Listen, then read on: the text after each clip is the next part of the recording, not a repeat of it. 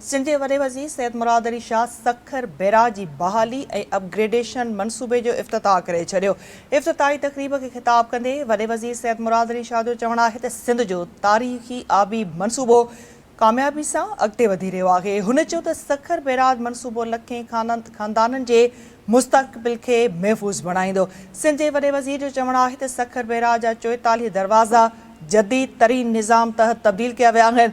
Sukkur barrage मां हाणे पाणी पहुचाइण ऐं निगरानी जो निज़ाम वधीक मौसर थी वियो आहे। संदसि चवणु आहे त जदीद सखर बैराज केतिरनि ई ॾहाकनि ताईं सिंध जे ज़रई शोबे जी ख़िदमत कंदो रहंदो। वॾे वज़ीर जो चवणु आहे त सिंध हुकूमत आबी ढांचनि जे तहफ़ुज़ ऐं जदीद कारीअ लाइ पुरअज़म आहे। संदसि चवणु आहे त गुडू बैराज बहाली मनसूबो 9.585 अरब रुपयनि जी लाॻत सां मुकमल कयो वियो आहे। हुन चयो त गुडू बैराज जा समूरा 56 मरकज़ी 25 कैनाल हेड रेगुलेटर जा दरवाज़ा तब्दील किया विया आहिनि। अहम ख़बर ही नाज़रीन नवां सां शेयर कयूं पिया। सिंध जे वॾे वज़ीर सैयद मुराद अली शाह सखर बैराज जी बहाली ऐं अपग्रेडेशन मनसूबे जो इफ़्तिताह कयो आहे। अहम ख़बर खां अवां खे अपडेट कयूं पिया। इफ़्तिताही तक़रीब खे ख़िताब कंदे वॾे वज़ीर सैयद मुराद अली शाह जो चवणु आहे त सिंध जो तारीख़ी आबी मनसूबो कामयाबी सां अॻिते वधी रहियो आहे। हुन चयो त सखर बैराज मनसूबो लखें ख़ानदाननि जे मुस्तक़बिल खे महफ़ूज़ बणाईंदो। सिंध जे वॾे वज़ीर जो चवणु आहे त सखर बैराज जा 44 दरवाज़ा जदीद तरीन निज़ाम तहत तब्दील कया विया आहिनि। सखर बैराज मां हाणे पाणी पहुचाइण ऐं निगरानी जो निज़ाम वधीक मौसर थी वियो आहे।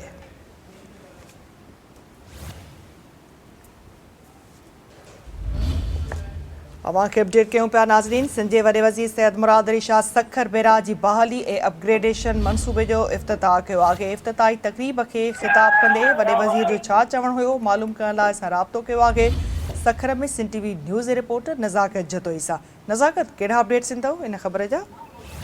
जी, सिंध जो वॾो वज़ीर सैयद मुराद अली शाह अॼु सखर पहुतो जिते सखर बैराज जो जेको हलंदड़ कमु हुयो 28 गेटनि जो उहो मुकमल थी वियो आहे ऐं मजमूई तौर सखर बैराज जा 44 जेके गेट आहिनि उहे तब्दील कया विया आहिनि ऐं अॼु जेको आहे उनजी इफ़्तिताही तक़रीब थी सखर बैराज जे विच में ऐं सखर बैराज जे हवाले सां सिंध जे वॾे वज़ीर जो चवणु आहे त लॻभॻि 30 साल जेका हिन जी उमिरि आहे हुन में इज़ाफ़ो थी वियो आहे ऐं हुन सां गॾोगॾु जेको सखर बैराज ते 80 टन जो हिकु दरवाज़े जे मथां जेको वेट हो दरवाज़नि खे खणण जे लाइ जेको वज़न हो उहो ख़तमु कयो वियो आहे ऐं हुन जे जाइ ते जदीद जेको मोटरिंग सिस्टम आहे या मैकेनिज़म आहे उहो उते लॻायो वियो आहे जंहिंखां पोइ सखर बैराज तां हिकु वॾो वज़न जो हिसो ख़तमु थी वियो आहे। उनजे करे उनजे उमिरि में इज़ाफ़ो थींदो ऐं सिंध जे वॾे वज़ीर मीडिया सां ॻाल्हाईंदे चयो आहे त सिंध खे हिसे जो पाणी न पियो मिले जंहिं ते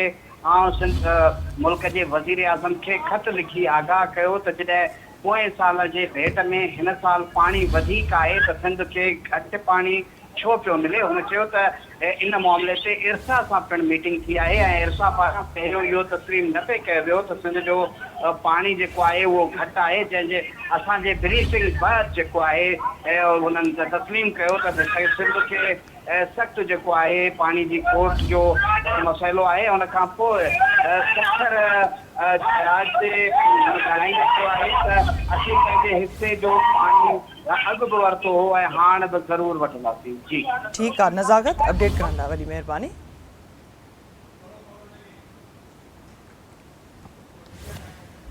सिंध जे वॾे वज़ीर सैयद मुराद अली शाह सखर बैराज जी बहाली ऐं अपग्रेडेशन मनसूबे जो इफ़्तिताह कयो आहे। इफ़्तिताही तक़रीब खे ख़िताब कंदे वॾे वज़ीर सैयद मुराद अली शाह जो चवणु आहे त सिंध जो तारीख़ी आबी मनसूबो कामयाबी सां अॻिते वधी रहियो आहे। वॾे वज़ीर जो चवणु आहे त सखर बैराज मनसूबो लखें ख़ानदाननि जे मुस्तक़बिल खे महफ़ूज़ बणाईंदो। सिंध जे वॾे वज़ीर जो चवणु आहे त सखर बैराज जा 44 दरवाज़ा जदीद तरीन निज़ाम तहत तब्दील कया विया आहिनि। सखर बैराज मां हाणे पाणी पहुचाइण ऐं निगरानी जो निज़ाम वधीक मौसर थी वियो आहे।